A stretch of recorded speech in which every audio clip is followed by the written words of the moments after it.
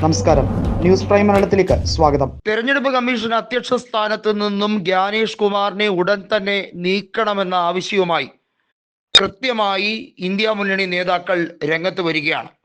Supreme കോടതിയിലേക്ക് ഹർജി നൽകുന്ന ഉൾപ്പെടെയുള്ള കാര്യങ്ങൾ ശക്തമായി ത്വരിതപ്പെടുത്താൻ വേണ്ടിയുള്ള നീക്കമാണ് ആരംഭിച്ചിരിക്കുന്നത്.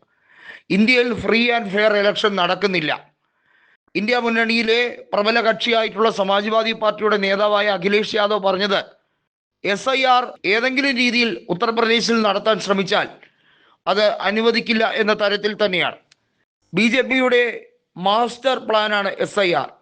തെരഞ്ഞെടുപ്പ് കമ്മീഷനും BJPയും ചേർന്ന് അവർക്കിഷ്ടമുള്ള ലിസ്റ്റ് തയ്യാറാക്കുകയാണ്. ആ രീതിയിലാണ് വോട്ടർ പട്ടിക തയ്യാറാക്കി ജനങ്ങളിലേക്ക് എത്തിക്കുന്നത്.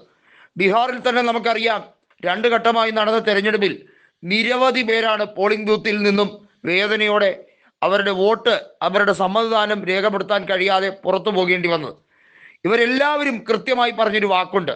കഴിഞ്ഞ ലോക്സഭാ തെരഞ്ഞെടുപ്പിലും അസംബ്ലി തെരഞ്ഞെടുപ്പിലും തദ്ദേശ തെരഞ്ഞെടുപ്പിലും എല്ലാം വോട്ട് ചെയ്തവരുടെ അവസ്ഥയാണ് ഈ കാണുന്നത്. അവർ പെട്ടെന്നൊരു ദിവസം വോട്ടർമാരല്ലാതെ ആകുന്ന നിമിഷം അവർ ആ സംസ്ഥാനത്തെ അംഗങ്ങൾ പോലുമല്ല, അല്ലെങ്കിൽ പൗരരല്ല എന്ന രീതിയിലേക്ക് വ്യാഖ്യാനിക്കപ്പെടുന്നു. SIRന്റെ ഏറ്റവും വലിയ ദോഷം എന്ന് വെച്ചാൽ ഇന്ത്യൻ പൗരനാണ് എന്ന് വിചാരിച്ച് വോട്ട് കിട്ടില്ല എന്നുള്ളതാണ്. അതായത് ഈ രാജ്യത്തെ പൗരനായതുകൊണ്ട് വോട്ടവകാശത്തിന് അർഹനല്ല എന്ന രീതിയിലേക്കാണ് SIRന്റെ നെടുനീളൻ വ്യാഖ്യാനം. അതാണ് പച്ച പരമാർത്ഥവും.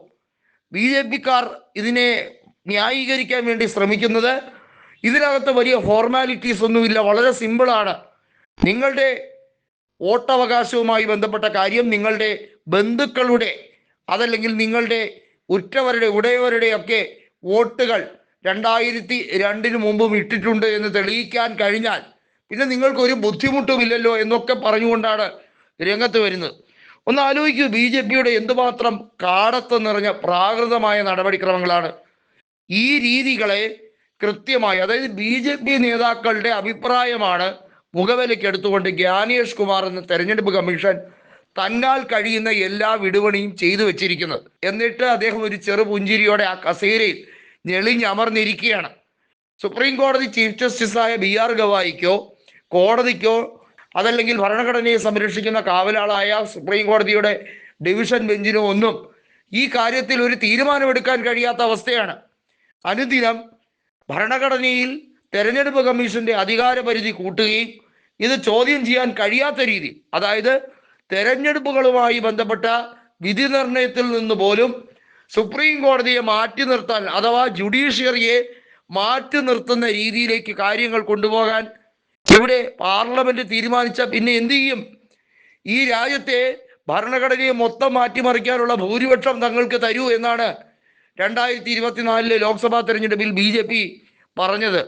എന്നാൽ കേവല ഭൂരിപക്ഷം കിട്ടാതിരുന്നിട്ടും ഇമാതിരി തോന്നിയാസം കാണിക്കണമെങ്കിൽ അപ്പോൾ ഭൂരിപക്ഷം ഉണ്ടായിരുന്നെങ്കിലുള്ള അവസ്ഥയൊന്ന് ചിന്തിച്ചു നോക്കൂ. ഈ രാജ്യത്ത് ജനാധിപത്യ സംവിധാനം ഉടൻ നിശ്ചലമാകും എന്നുള്ളതിൻ്റെ ഒരു സൂചനയാണിത്.